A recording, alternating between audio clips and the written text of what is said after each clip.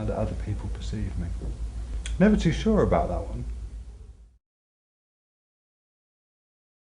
Scruffy. Fragmented, I guess, is a good word. Bald. Relatively attractive. Overweight. I'm not really into fashion and I'm not very good at doing hair and dressing nicely. I think as a female, appearance is more important, mainly because I think men judge women more on appearance than women judge men on appearance.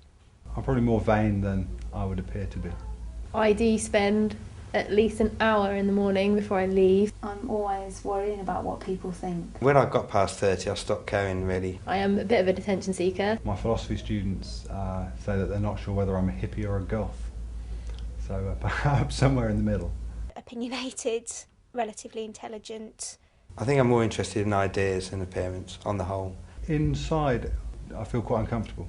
I don't like to think that other people don't like me. Externally, though, I wouldn't show any sign. To all appearances, it would seem if I didn't care. Gutted. I don't think anybody likes to be disliked. You can be ignored or somebody can be disinterested in you, and that's one thing, but to actually be disliked I think is not very nice. If I were to think that somebody disliked me without having a reason, it would make me feel angry. It does, like any human being, I think, cause me some form of anxiety, but other people, I might even go out of my way to irritate. I wouldn't change my appearance or the things I'm into to fit in with somebody else. I've considered surgery in the past. I'm still considering it now. Well, inadvertently, I suppose we all conform in many ways to fit in, don't we? I'm not really into having the latest this, that and the other. Got to have this bit of clothes, got to have a nice car, got to have this possession, this or that mobile phone. I'm not at all bothered. It's inevitable that you kind of change yourself somewhat to be liked by other people, but I don't think I would do anything drastic. I once had a pair of leopard print shoes and somebody told me that animal print was really out, so I didn't wear them for an entire month. No, I don't think there's much that I haven't done because I was worried about what people think. I haven't been swimming in about 10 years because I'm so worried about being in a swimming costume. I think the media has an enormous effect on how we perceive other people or how we perceive one another.